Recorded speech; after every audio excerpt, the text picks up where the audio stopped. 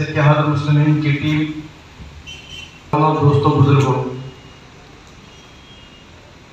इस मीटिंग का मकसद ये था कि आप लोगों से मशवरा किया जाए कि आने वाले असम्बली इंतखाबात में हमको किस तरह से यहाँ पर अपना नुमाइंदा उतारना है, कौन सा उतारना है और किस तरह से उसको हमको जीत के दहलीज तक ले जाना है। इस मामले के लिए, इस तमाम बातों के लिए ये मीटिंग मुंतखब की गई थी, मुनज़्ज़म की गई थी। देगलूर के शहर सदर मोहतरम जनाब जाकिर साहब ने बताया कि हमारे औरंगाबाद में हमारे कायद नक़ीब मिल्लत अलहाज बैरिस्टर असदुद्दीन अवैसी साहब की क़यादत में और जनाब रियासती सदर इम्तियाज़ जलील साहब की मौजूदगी में एक मीटिंग हुई, जिसमें हमने तमाम तर नाज़िर की तफसील उनके सामने रखी। हमने अपना मौक़िफ़ उनके सामने कुछ यूँ रखा कि हमने कहा कि अभी तक मजलिस इत्तेहाद मुस्लिमीन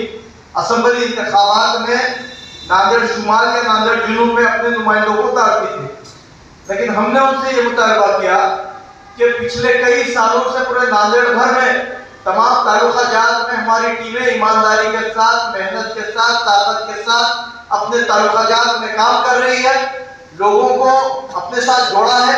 हमारी ताकत बढ़ी है नांदेड़ में। तो हमने ये मुतालबा किया कि नांदेड़ शहर के अलावा हमको ग्रामीण एरियो में भी हमारे नुमाइंदे उतारना चाहिए, वहां से भी असम्बली इलेक्शन लड़ाना चाहिए। उस पर मेरे साथ मौजूद जाकिर भाई ने भी उठकर कहा कि देगलूर का माहौल अच्छा है साहब, वहां से हमारा एक नुमाइंदा कामयाब हो सकता। एससी और एसटी के अगर वोट मिलाए तो तकरीबन 1,10,000 के करीब है। मुसलमानों की काबिल लिहाज तादाद यहाँ पर है, यानी कि हम 35,000 के ऊपर देगलूर में है।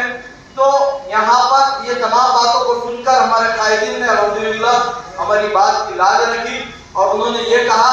कि नांदेड़ शहर के अलावा हम लोग ग्रामीण एरियो में भी, बिलखुसूस देगलूर में भी हम लोग इलेक्शन लड़ाएंगे और इस बारे में हम सोचकर आपको जवाब देंगे। तो ये हमारे लिए कामयाबी है कि पहली मरतबा हमारे कायदीन शहर से निकल के ये समझ चुके हैं कि हमारी ताकत बाहर भी बड़ी है, तो वो इलेक्शन लड़ाएंगे। तो मेरी आप तमाम से इल्तिमास है इस जलसे के जरिए साथियों कि अगर हमारे को आला कायदीन की जानिब से इजाजत मिलती है तो तमाम तर जिम्मेदारी आप लोगों पे है कि आप यहाँ पर किस तरह से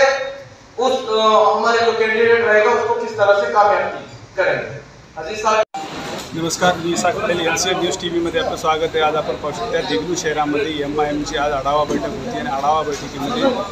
जिल्ह्याचे अध्यक्ष मिर्झा अमजद बेग यांच्या नेतृत्वाखाली ही बैठक पार पडलेली आहे आणि आपण पाहू शकता विधानसभा निवडणूक या ठिकाणी तोंडावर आलेली आहे। त्याच्यासाठी मोर्चे बांधणी प्रत्येक पक्षातर्फे होते, तसेच MIM सुद्धा आपला परचम या ठिकाणी उघडण्याचा प्रयत्न करत आहे। जाणून घ्या कशा पद्धतीने या आढावा बैठकीमध्ये काय त्यांच्या कार्यकर्त्यांना संवाद साधण्यात आला।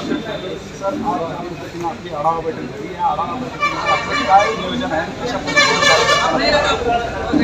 देखिए हमारे सीनियर कायदीन के यहाँ पे हम लोग पूरे तालुके में, पूरे जिले भर में हम दौरे कर रहे हैं। इससे पहले हमने किन्नौर में एक कामयाब प्रोग्राम अड़ावा बैठक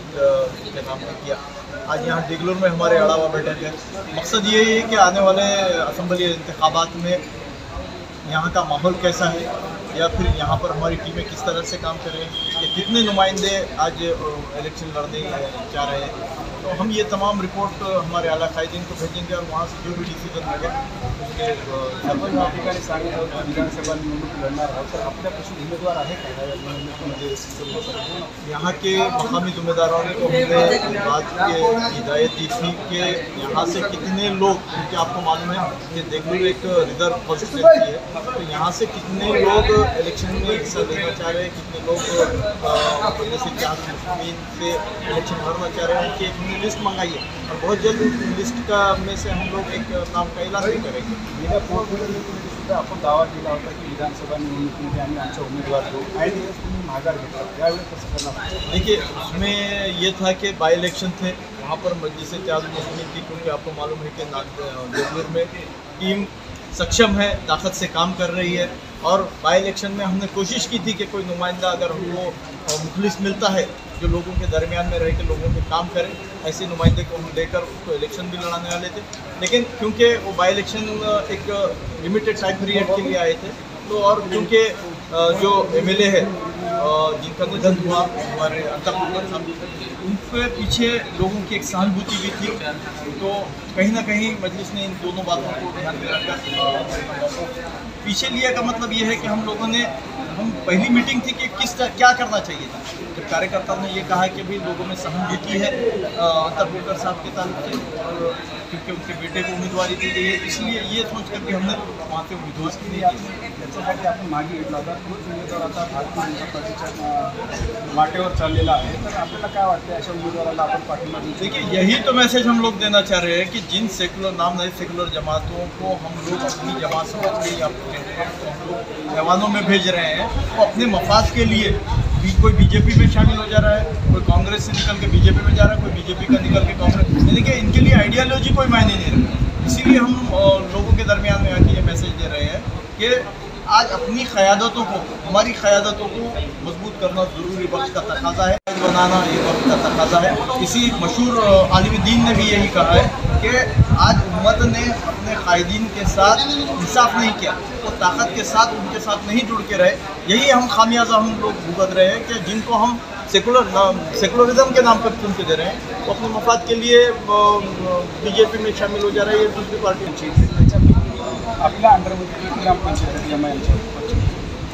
क्योंकि हमने यहाँ से अभी इलेक्शन फेस ही नहीं किया, हमने लड़ाया ही नहीं है। जब हम लोग लड़ाएंगे तो एक दो नहीं, हमारे पास कई सारे ग्राम पंचायत भी होंगे, नगर परिषद में भी इंशाल्लाह पहली मरतबा MIM का झंडा लहराएगा। आप इस बात को और तक़वियत दें, ताकत दें। दूसरा ये कि यहाँ पर जो प्रोग्राम था अड़ावा बैठक का, तो इसमें हमारे हने गाँव की भी एक टीम है जहाँ से वो टीम आई, और उन्होंने मुझे बताया कि हमारे ज़िम्मेदार इसाक पटेल साहब, उन्होंने कुछ दिन कबल किसी खातून ने उनके गाड़ी में सोना जेवर, खुला जेवर उनके